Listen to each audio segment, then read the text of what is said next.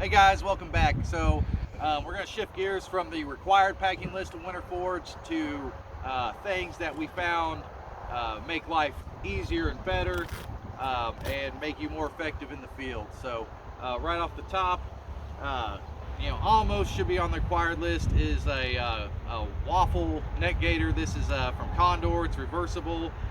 Gives you a little bit more warmth than just that silk weight will do. I love this thing, and they're super cheap. They're like 10 or 15 bucks shipped.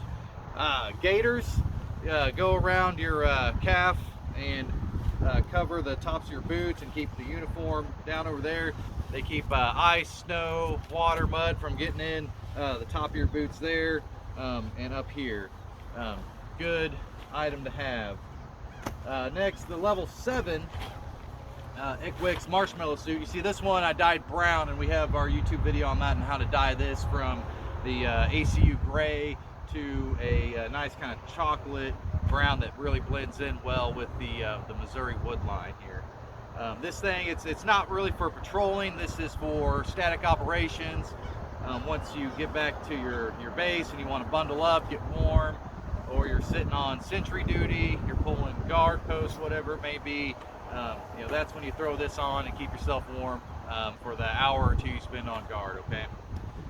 Over whites, obviously we all want to look cool, Red Dawn, out there in the Colorado mountains fighting the Ruskies. This is a set I actually bought from Russia on eBay.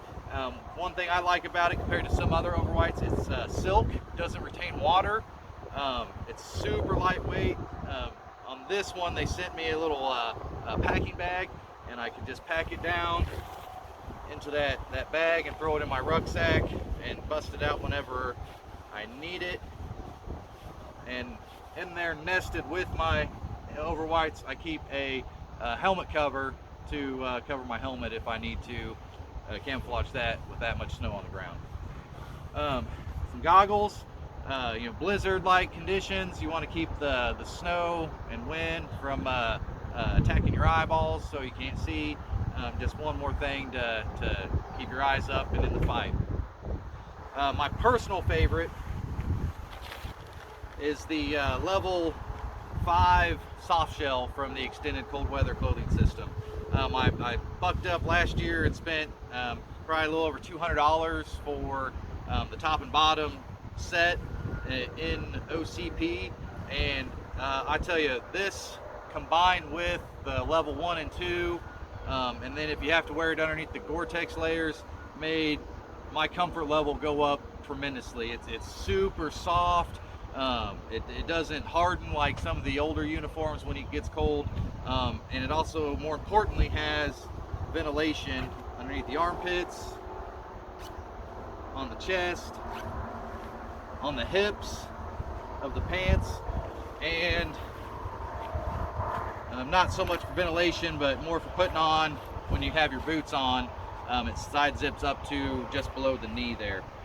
Super great piece of equipment. Again, it's not required, but it is highly recommended because it's going to make your comfort level shoot through the roof. So, but like I said, price point $200, right?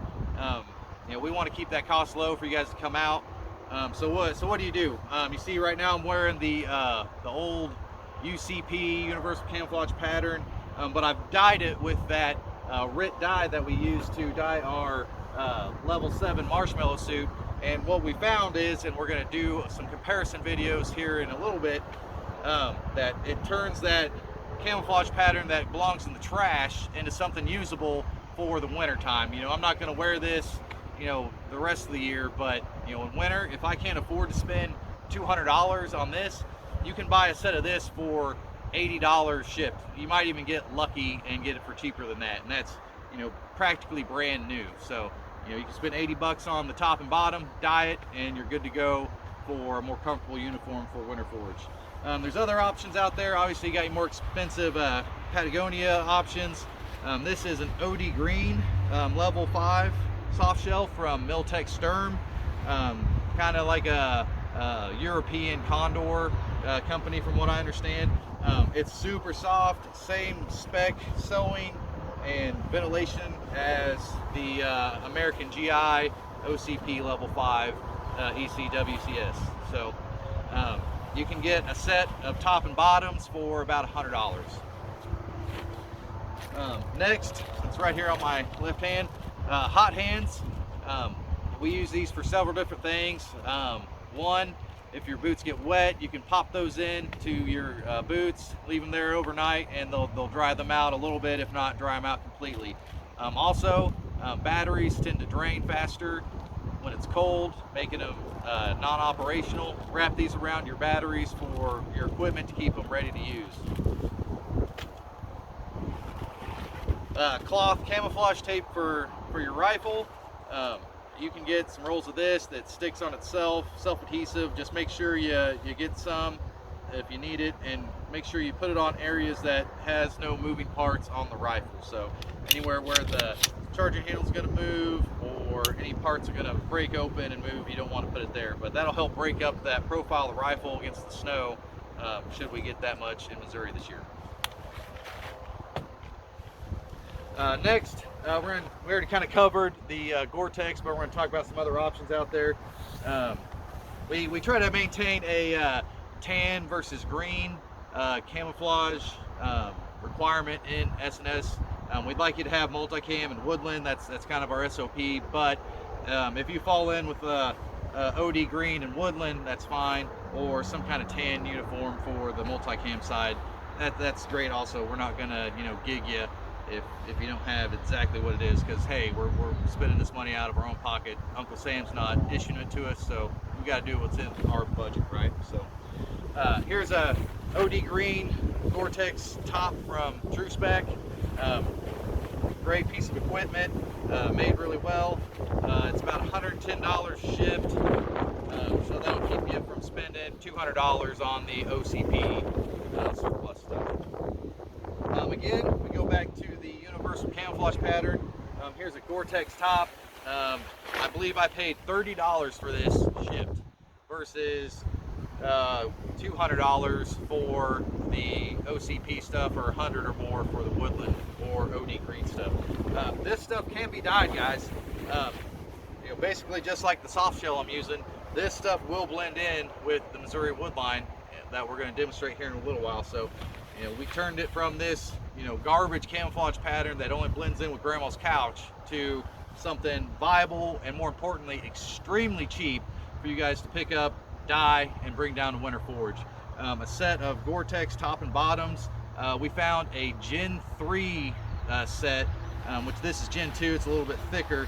The Gen 3 stuff's the newer style, thinner, almost like the OCP, but with the ACU style UCP camouflage pattern for $40 here locally in Kansas City. Someone had it listed on Facebook Marketplace for $40. So get on eBay, get on Facebook Marketplace. Well, I tell you, Facebook Marketplace is a hidden gem of surplus items. From what I found, it hasn't really turned the corner into a money machine like eBay has, and especially for local pickup items.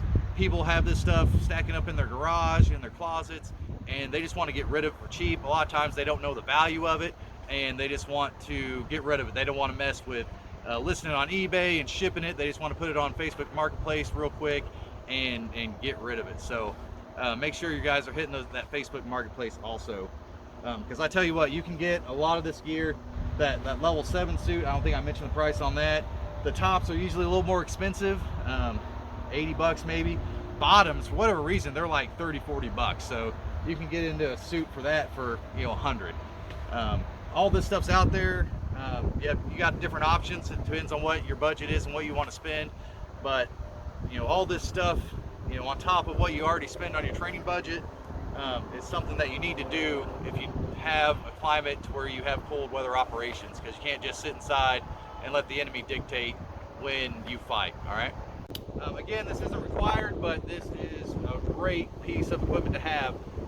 A wood saw out there for cutting wood to put into the heaters, and cutting the cedar burrows for creating insulation on the floor of your tent to keep you up off the ground and sapping that cold from you, the cedar tree limbs. Same thing with your nippers there. Makes quick work of that, so you can get a whole bunch of product from those cedar trees, put them on the ground, and now you got a nice, soft, warm, insulative layer to keep you up off the ground.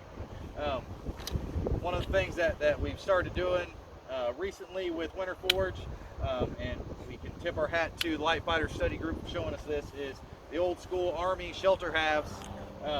You can configure them into a 4 shelter half setup for a 4-man tent with a Dakota fire pit in the middle, and that'll keep you warm. It keeps the heat signature very low to fight against thermal detection. So get you a USGI shelter half, 5 stakes, and 3 of the poles for it. They run anywhere from 40 to, some people are listing them for $80 to $100, but if you look around, people have them listed for cheaper. I picked up 2 for $40 shipped the other day, and that's complete with the tent stakes and the pole there. So you know, make sure that you start to become flexible, because that Von Rec system makes it to where you don't have to carry this big 10-man, 5-man Arctic tent out with you.